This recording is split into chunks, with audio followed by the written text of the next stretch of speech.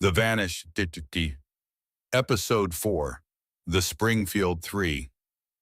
Part 1. The morning after.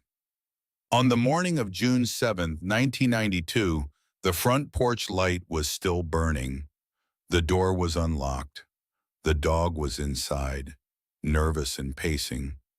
A purse sat on the counter, then another, then a third. 3 women had been in this house the night before. By morning, all 3 were gone. No signs of struggle. No note. No goodbye. The cars were still in the driveway. The beds had been slept in, or at least lain upon. A glass of iced tea sat sweating on the nightstand, half finished, as though someone had simply set it down and stepped out of her own life. They did not come back that afternoon. They did not come back that evening. They have not come back in over 30 years. This is the story of Cheryl Levitt, her daughter Suzanne Streeter, and their friend Stacy McCall. 3 women who vanished from a quiet house on a quiet street in Springfield, Missouri. Their disappearance would become one of the most baffling missing persons cases in American history. Not because the evidence was complex, but because there was almost no evidence at all. Pause. To understand what happened, or rather, to understand how little we know about what happened, we need to begin with who these women were. Because they were not abstractions. They were not case file numbers. They were people with full lives, with habits and humor and plans for the next day. Cheryl Levitt was 47 years old. She was a cosmetologist. She owned her own salon and was known in her community as a warm and capable woman, someone who remembered her clients' children's names, who asked after aging parents, who could carry a conversation through a long afternoon appointment and make it feel like catching up with a friend. She was divorced. She had raised her daughter largely on her own. She was, by every account, a devoted mother. Her daughter, Suzanne Streeter, was 19. She had just finished her freshman year at a local college and was living at home with her mother on East Delmar Street. Suzanne was bright and social. She had a wide circle of friends. She was the kind of young woman who attracted people easily, who could move between groups, who made plans and kept them. Stacy McCall was 18. She was Suzanne's close friend. She had just graduated from Kickapoo High School the evening before. The night of June 6th was supposed to be one of celebration. Commencement had taken place that afternoon. There were parties. There was the particular electricity of a graduation night in a mid-sized American city, the sense that something was ending and something else was about to begin. Stacy had not planned to stay at the Levitt house that night. She and Suzanne had intended to go to a friend's house, a gathering at a place near the lake. But plans shifted, the way plans do when you are 18 and the night is long. Somewhere in the early morning hours, the 2 young women ended up back at the house on East Delmar Street. Stacy called her mother and told her she would be staying there. It was the last time Stacy McCall's mother would hear her daughter's voice. Pause. Part 2. The House on East Delmar. The house was a modest single-story home in a residential neighborhood. It was not isolated. It was not on a dark country road. Neighbors lived close on either side. The street was the kind of street where you might wave from the driveway, where children rode bicycles in the summer, where the mailman knew your name. When friends came looking for Suzanne and Stacy the next morning, they found the house in a state that was deeply unsettling precisely because it was so ordinary. The television was off, the lights were off, except for that porch light. The front door was unlocked, though Cheryl was known to be careful about locking up at night. Suzanne's small dog, a Yorkshire Terrier, was inside. The animal appeared agitated but unharmed. 3 purses were found inside the home. Cheryl's, Suzanne's, and Stacy's. Identification, money, cigarettes, personal items, all present. This detail would prove crucial in the minds of investigators. Women do not typically leave their homes voluntarily without their purses. Certainly not all 3 at once. Certainly not in the middle of the night. The cars were undisturbed. Cheryl's Corsica was in the driveway. Suzanne's car was there as well. There were no broken windows, no kicked-in doors, no overturned furniture, no bloodstains. There was, however, one detail that would haunt investigators for years. The globe on the front porch light had been broken. Small shards of glass had been swept aside, or perhaps brushed off near the front steps. It was a tiny detail. It might have meant nothing. A bird could have struck it. The wind might have knocked something against it. But in a case with so few clues, even a broken light globe takes on weight. It becomes a sentence in a story with no other sentences. You read it again and again, hoping it will say more. The friends who arrived that morning did not immediately suspect anything sinister. They assumed the 3 women had gone out, perhaps to breakfast, perhaps on an errand. They waited. They called. No one answered. It was only as the hours passed and then the afternoon that worry took hold.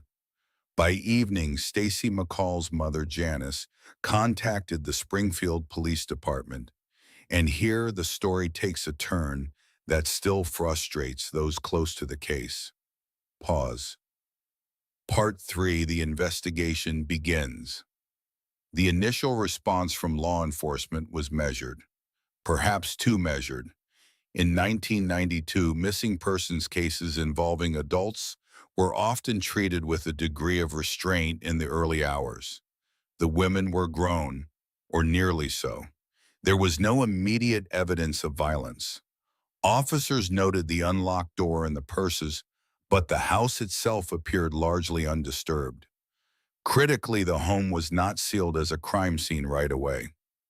Friends and family members moved through the house in those first hours, searching for clues of their own, picking up objects, cleaning up.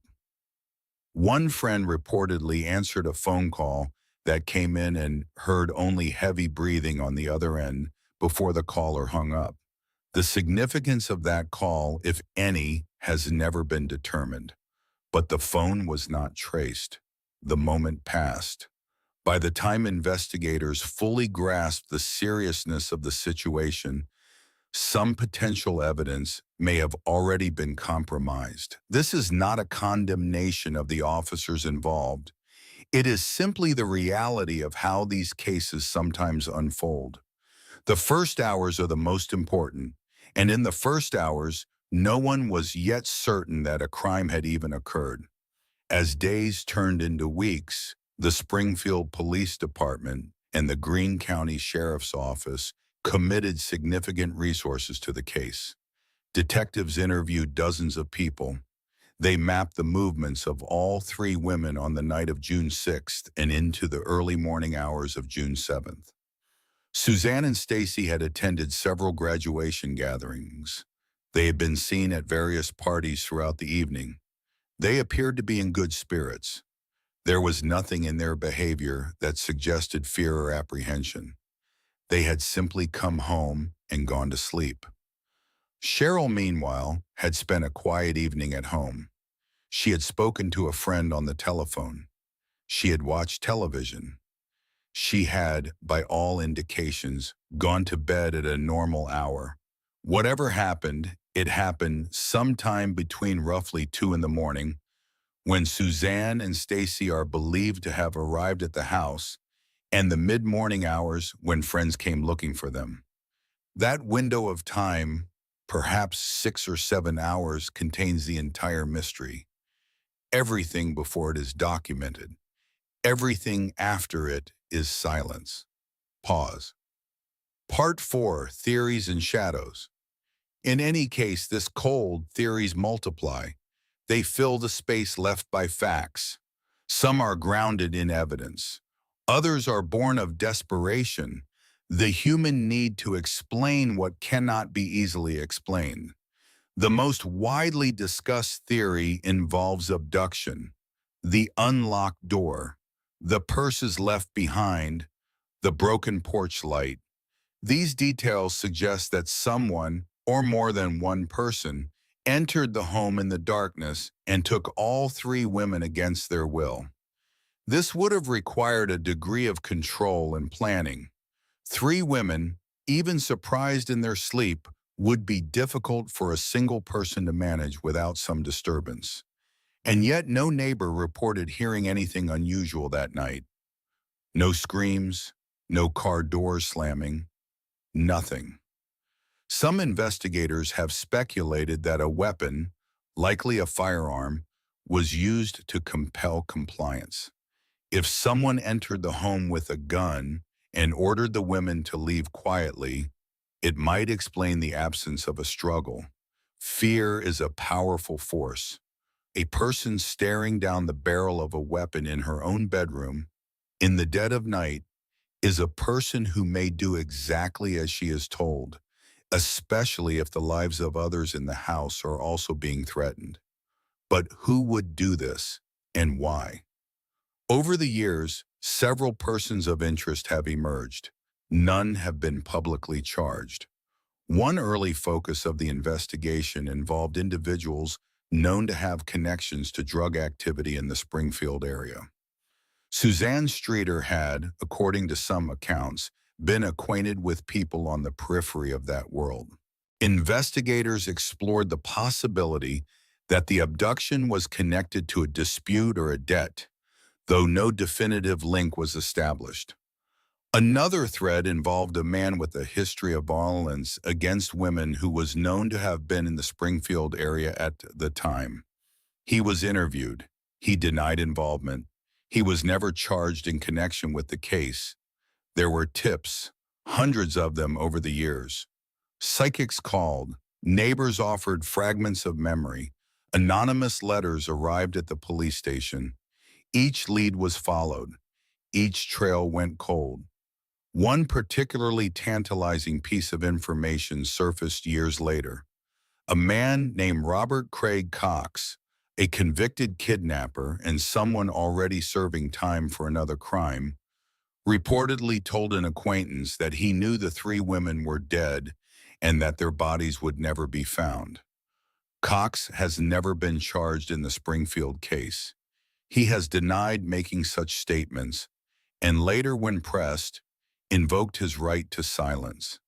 Whether his reported words were a confession, a boast, or simply the dark ramblings of a troubled man, no one can say with certainty. The truth is that after more than 3 decades, investigators have not recovered a single trace of Cheryl Levitt, Suzanne Streeter, or Stacy McCall. Not a garment, not a bone, not a footprint beyond the front door. Pause. Part 5. A City Remembers. Springfield is a city of roughly 170,000 people. It is located in the southwestern corner of Missouri, in the Ozarks.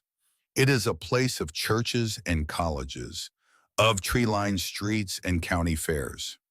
It is not the kind of place that expects to be known for tragedy. And yet, the disappearance of the Springfield Three, as the case came to be known, seeped into the identity of the city in ways that are difficult to overstate. For years, the story was kept alive not only by law enforcement, but by the community itself. Yellow ribbons were tied to trees, vigils were held on the anniversary. The local newspaper ran stories each June, revisiting the facts, appealing to the public for information. For the families, the years brought a particular kind of agony. It is one thing to lose someone. It is another to not know. The absence of an answer is itself a wound, one that does not close, because there is nothing to close it around. There is no funeral, No grave, no final chapter. Just the open door and the empty house and the question that never goes away. Janice McCall, Stacy's mother, became a tireless advocate for the case. She spoke publicly. She pushed for continued investigation. She kept her daughter's memory alive with a determination that was both inspiring and heartbreaking. She carried the weight of not knowing for nearly 3 decades before her own passing in 2020. She died without answers. Cheryl Levitt's friends and extended family carried similar burdens. They aged, they moved, some passed away, and still the case remained open. Still the phone at the tip line rang from time to time.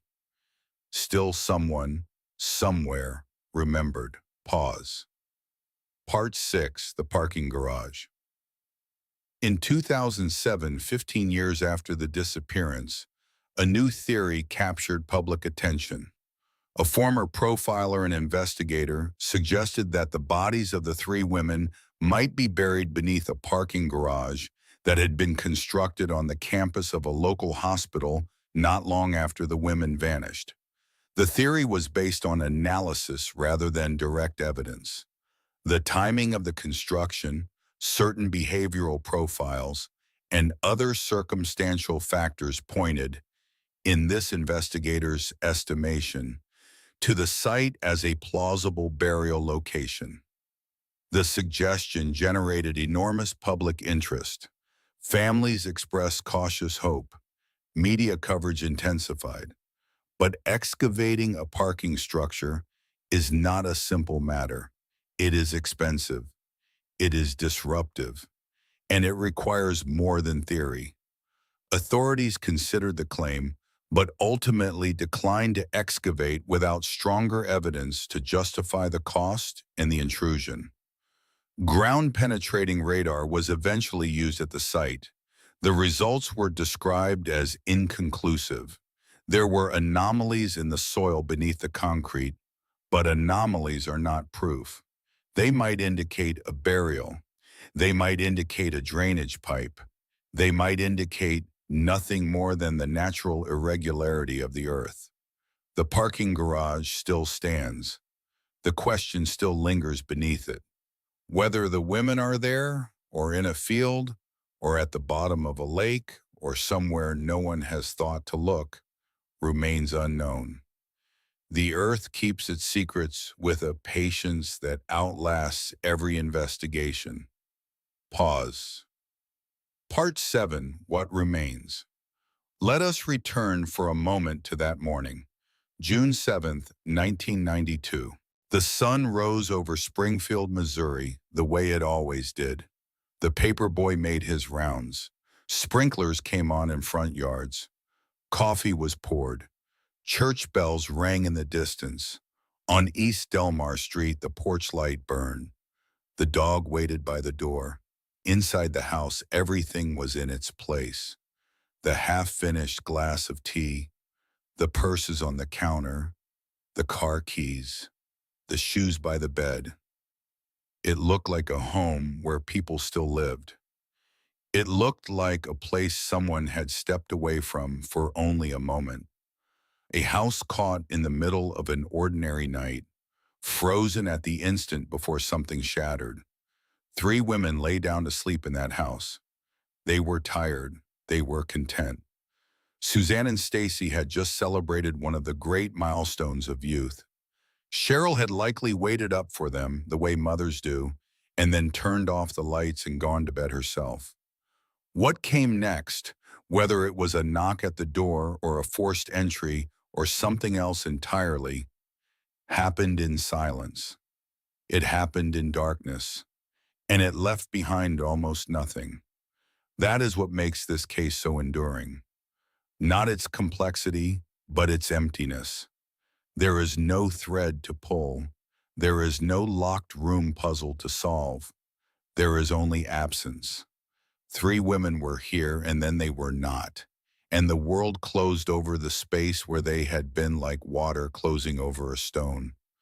More than 30 years have passed. The house on East Delmar Street was eventually demolished. The lot where it stood is just a patch of ground now, unremarkable to anyone who does not know its history. But the case remains open. The Springfield Police Department maintains a tip line. The FBI has been involved at various points over the decades. Every few years, a new detective picks up the file and reads through it with fresh eyes, looking for something that might have been missed, something that might finally break the silence. Pause. Someone knows what happened to Cheryl Levitt, Suzanne Streeter, and Stacy McCall. That is not speculation. It is near certainty. Whether it is one person or two or three, someone carried out this act, and someone has carried the knowledge of it for more than 3 decades. Perhaps that person is still alive. Perhaps the secret has been whispered to a friend or a cellmate or murmured in a moment of guilt. Perhaps it lives only in the mind of the one who holds it, growing heavier with each passing year. The families asked for only one thing. They did not ask for vengeance. They did not ask for spectacle. They asked to know. They asked for the simple, devastating truth of what became of the people they loved. That truth is still out there. Somewhere beyond the porch light and the empty driveway and the long Missouri night, it waits, and so do we. Pause. This has been The Vanished. If you have any information regarding the disappearance of Cheryl Levitt, Suzanne Streeter, or Stacy McCall, please contact the Springfield, Missouri Police Department.